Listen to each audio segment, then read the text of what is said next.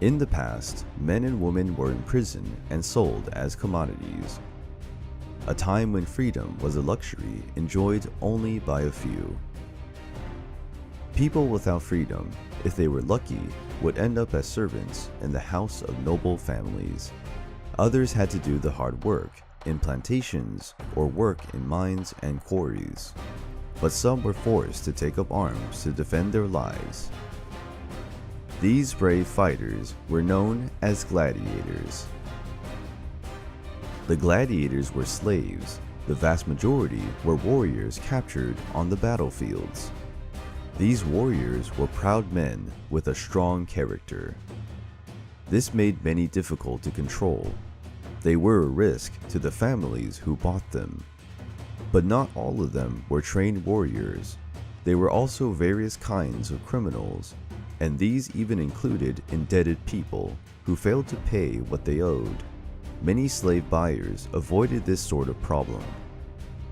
The solution was to give another purpose to these unfortunate people, and the fighting began in the arenas. The fight between gladiators began very early in Roman history and was already present in previous cultures. It was a funeral event to mark the death of someone important. The first battles were organized in simple wooden arenas. Usually, the fight was unarmed, very similar to the boxing of today. However, this quickly bored the spectators. Weapons began to be used in the arena, creating much more savage and cruel results. The name gladiator comes from the gladius, a typical Roman sword, used mainly by legionnaires in military campaigns. The gladius was a short, heavy sword designed to be used in stabbing motions. It could cause great damage when used in a sharp blow. As time went by, the gladiators began to use various weapons, creating greater diversity in the fighting. Men known as Lanistas were responsible for buying the gladiators, feeding them, and providing them space for training. They created academies known as Ludus Gladiatoris. To increase their chances in the arena, the gladiators were required to undergo rigorous daily training, which consisted of weightlifting, running, and of course, weapons training. The diet was essentially vegetarian. Meat was consumed only once or twice a week. This food was expensive and inaccessible to a large part of the population. To compensate, the gladiators consumed a lot of carbohydrates and calcium. They even drank bone powder mixed with water to strengthen their own bone structure. They were undoubtedly strong men, but they did not have the appearance of athletes with a definite musculature. Most of them accumulated fat to increase their chances of surviving the cutting of their weapon. Gladiators were allowed to train only with wooden weapons. They were only allowed to use deadly weapons before entering the arena. Their armor was basically ornamental. It exposed the most important parts of the body. The training was guided by an experienced gladiator who was skilled enough to have guaranteed his retirement or buy his own freedom. He was given the position of doctore. He was responsible for supervising all training, teaching fighting techniques, and applying punishment. The gladiators were divided into different categories according to the equipment they used.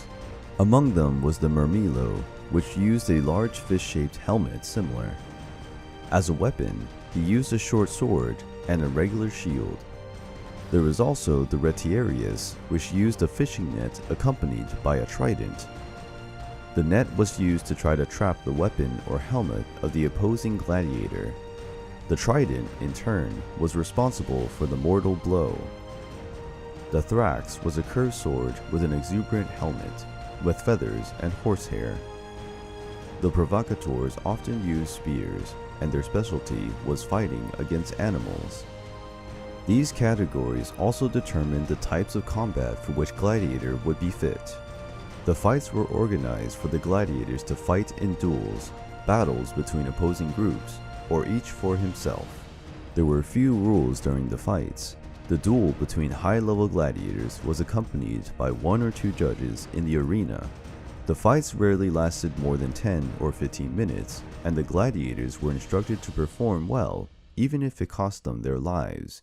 This was evident in the famous phrase, "Hail Caesar, we who are about to die salute you." At the moment of his death, the gladiator should show bravery and accept his destiny without begging for life or weeping. This was seen as a good death. Although rare, there were women gladiators, and their participation in the fighting was a special event. As if it were not enough to face another armed and trained warriors, the gladiators could have the misfortune of finding wild animals in the arena. Tigers, lions, bulls, and even elephants were used in the dreadful fighting. To survive, it was necessary to have more than just willpower. Despite all this danger, the gladiators could buy their own freedom if they could accumulate enough money, an opportunity that other kinds of slaves rarely had. The Lanistas made high stakes for money, putting their best gladiators in the arena. If the gladiator emerged victoriously, he would receive a small share of that money. The most famous gladiators could even accumulate a fortune, and many continued to fight even after buying their freedom. Not all fights ended in death. In smaller shows, the gladiators could stop the fight at the first injury or stage a fake death. One of the ways of staging a death was to fall to the ground pretending to have been mortally wounded. Then they would pierce a small bladder containing the blood of some animal, creating the impression that the blood belonged to the gladiator. The life of the gladiator could also be spared by the figure of greater authority present in the spectacle. Normally, he was the organizer of the event, or even the Roman emperor himself. This was done with a gesture using the thumb of the right hand. When turned up, the gladiator was spared and would live to fight another day. When turned down, that dictated the end of his life on the sands of the arena. There were many arenas throughout the Roman Empire, but none compared to the Colosseum. The Colosseum was a monumental structure. It was the largest amphitheater ever built and could accommodate about 65,000 spectators. Many other types of events took place at the Colosseum, plays, and the trial of criminals.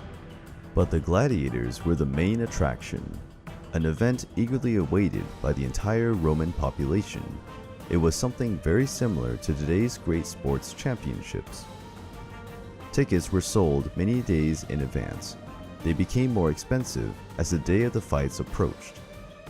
At the Colosseum, impressive fights were organized. The gladiators reproduced epic battles. In some situations, the amphitheater arena was even flooded to mimic naval battles. Many gladiators became legends in the arena, being represented in paintings and sculptures of the time. The fights were the main subject of conversations in the streets of Rome. All this fame and the chance to gain wealth attracted even free men to fight in the arenas.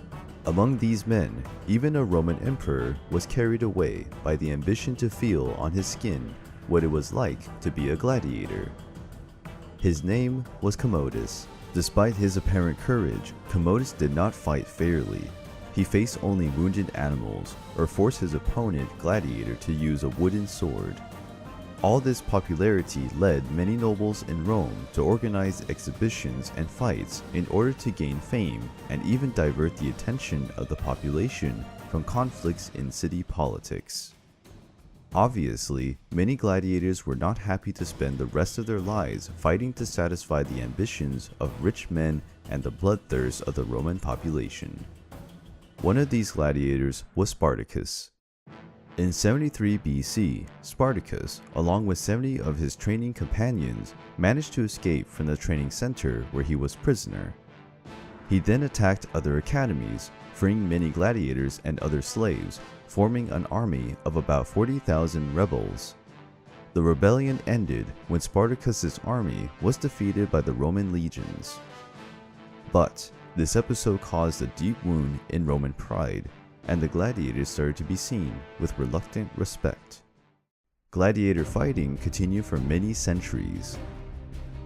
They were officially closed only in 536 AD, as they no longer attracted large numbers of spectators. They started to be seen as a barbaric spectacle. also due to the influence of Christianity in Europe. The history of the gladiators is glorious and tragic. They will be eternally remembered as the heroes of the arena.